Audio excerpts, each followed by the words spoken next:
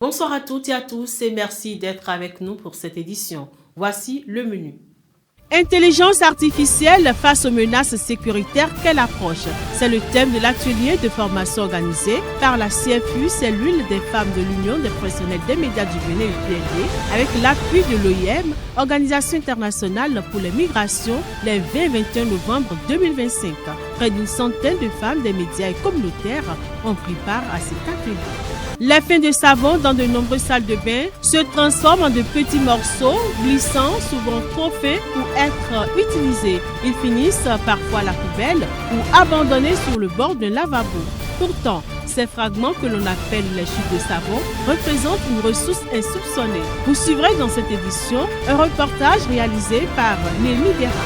À Cotonou, le marché de Missebo reste un passage obligé pour de nombreux ménages à la recherche de vêtements à petit prix. La friperie, très prisée pour son accessibilité, constitue un véritable moteur économique pour des centaines de commerçants, mais derrière ces bonnes affaires se cachent parfois des risques pour la santé. À suivre également dans cette édition, un reportage réalisé par Félicité Botton et Credo Défi.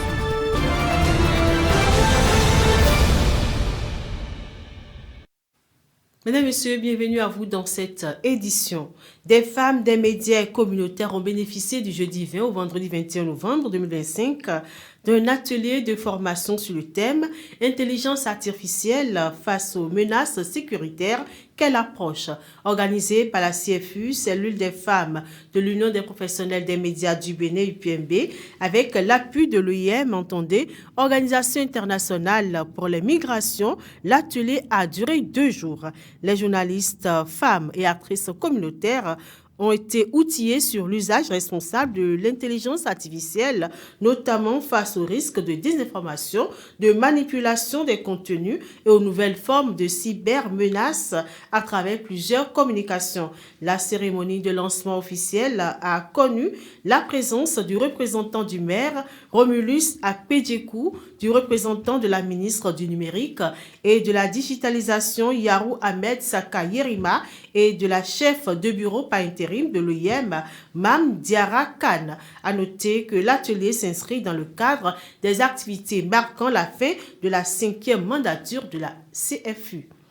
À Cotonou, le marché de Missebo reste un passage obligé pour de nombreux ménages à la recherche de vêtements à petit prix. La friperie, très prisée pour son accessibilité, constitue un véritable moteur économique pour des centaines de commerçants, mais derrière ces bonnes affaires se cachent parfois des risques pour la santé. Reportage Félicité Botton et Credo Défi.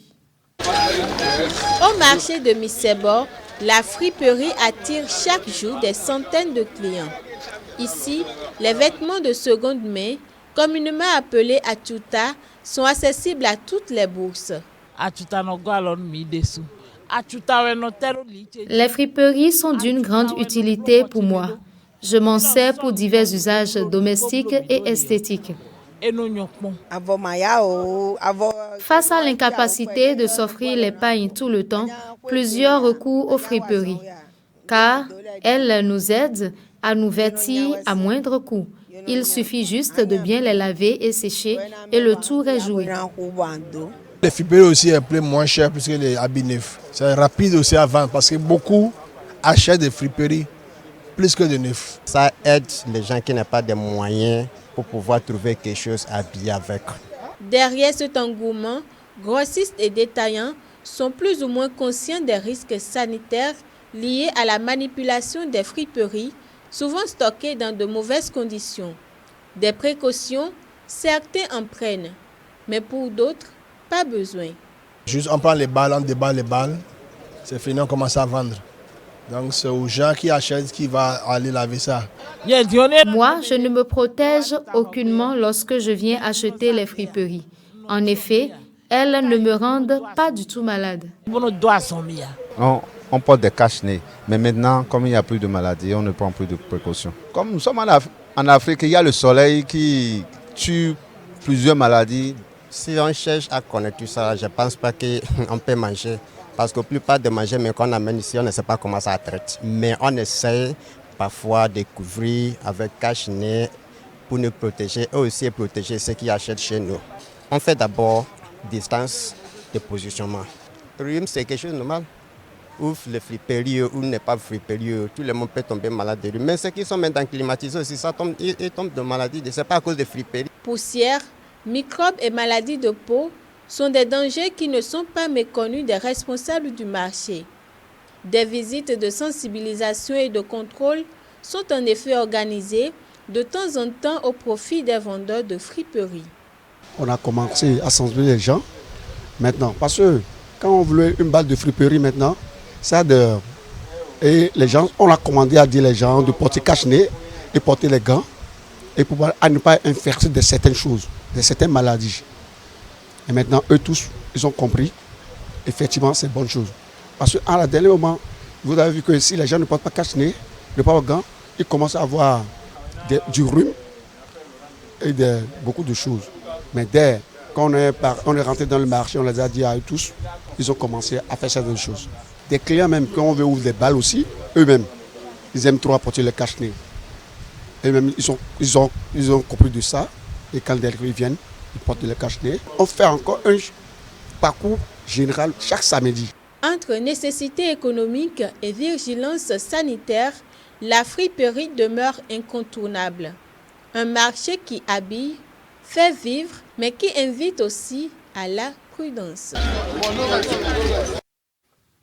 Dans de nombreuses salles de bain, les fins de savon se transforment en de petits morceaux de glissant, souvent trop fins pour être utilisés. Ils finissent alors à la poubelle ou abandonnés sur le bord d'un lavabo. Pourtant, ces fragments que l'on appelle les chutes de savon représentent une ressource insoupçonnée. De plus en plus de particuliers, d'artisans et même d'associations choisissent aujourd'hui de leur offrir une seconde vie. C'est un récit qui porte la signature de Némi Dera. Chaque année, des tonnes de savon sont jetées à cause de restes devenus difficiles à manipuler. Ce gaspillage s'ajoute à l'impact environnemental lié à la production des savons industriels. Dans plusieurs villes, de petits ateliers artisanaux ont flairé l'opportunité. Ils collectent les chutes auprès de particuliers ou d'hôtels, puis les transforment en de nouveaux savons. Le procédé est simple. Les restes sont broyés, fondus et mélangés à de nouveaux ingrédients naturels pour reformer de petits pains de savon colorés et parfumés. Les hôtels, grands consommateurs, jouent un rôle clé. Certains établissements s'associent à des organisations pour recycler les savons laissés par les clients. En rassemblant les restes dans un petit sachet en tissu, il devient possible de les utiliser comme un savon classique. D'autres choisissent de les faire fondre doucement pour fabriquer un savon unique, souvent plus écologique et plus économique, plus qu'un produit acheté en magasin. En donnant une seconde vie à ces fragments que l'on croyait inutiles, chacun contribue à réduire les déchets, à préserver les ressources naturelles et même parfois à soutenir des initiatives. Un petit geste certes, mais dont les effets dépassent largement le bord de nos lavabos. Un dernier élément avant de clore cette édition. Au croisement de 3 continents, Israël et tout le Moyen-Orient relèvent jour après jour une histoire qui ne cesse de dialoguer avec la prophétie. Là où les pierres pâles, l'archéologie biblique devient un témoin silencieux mais puissant, confirmant parfois ce que les textes sacrés annonçaient déjà depuis des millénaires. Entre fouilles, découvertes, inattendues et traces d'anciennes civilisations, cette terre chargée de promesses continue de dévoiler un récit où foi, science et prophétie se rencontrent. Eh bien, suivons ensemble ce reportage réalisé par TBNFR. Souvenez-vous du boula, l'ancienne empreinte d'un sceau que nous avons vu plus tôt. Une fois qu'une boula est identifiée et authentifiée par quelqu'un comme Yuval, elle peut fournir des preuves physiques directes pour les personnes et les histoires que nous lisons dans la Bible. Combien de temps faut-il entre le moment où vous obtenez un échantillon et le moment où vous pouvez réellement donner une sorte de conclusion sur ce que vous avez trouvé sur place? Même en quelques minutes, nous pouvons interpréter. Parfois, cela prend des jours. Les boulas sont incroyablement importantes pour les découvertes archéologiques et nous les trouvons partout en Israël, parfois dans des endroits très inattendus. Maintenant, nous allons au laboratoire. C'est ici que le vrai travail se passe, hein? Oui, en partie. Il y avait un marché bédouin à Beersheba. Ils vendaient toutes sortes de vêtements et tout ça. Et le professeur émérite de cette université s'est promené un jour dans le marché bédouin. Et un marchand lui a vendu cette boula. Et il l'a acheté pour 10 anciens shekels. Il l'a acheté à cause du prix. Ça devait être une réplique. Jusqu'à ce qu'il la vende à un autre professeur émérite de cette université qui pensait qu'elle pouvait être authentique. Et il lui a conseillé de me la donner pour examen. Laissez-moi vous montrer à quoi ça ressemble au microscope. S'il avait été trouvé dans des fouilles normales, il aurait été trouvé dans la bonne couche, ce qui nous donne le temps, et dans la bonne localité, ce qui nous donne l'espace. Maintenant qu'il a été détaché de ces deux éléments, nous devons examiner à la fois le temps et l'espace dans ce même objet. C'est probablement le plus ancien boula épigraphique qui a été trouvé dans cette partie du monde.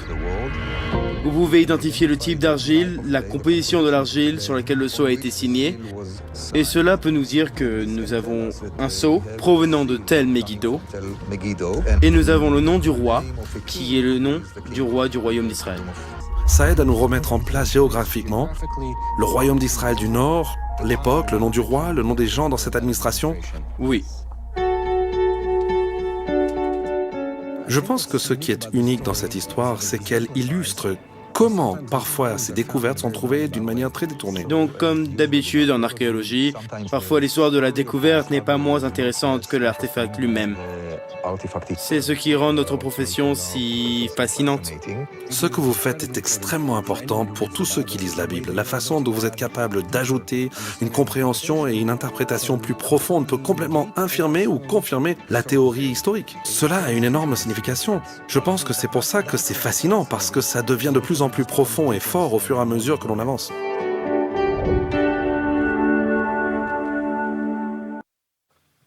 Point final à cette édition. Mesdames, Messieurs, merci de nous avoir suivis. Retrouvez demain à la même heure Némi Dera pour le journal des cultes. Que Dieu nous garde et à très vite.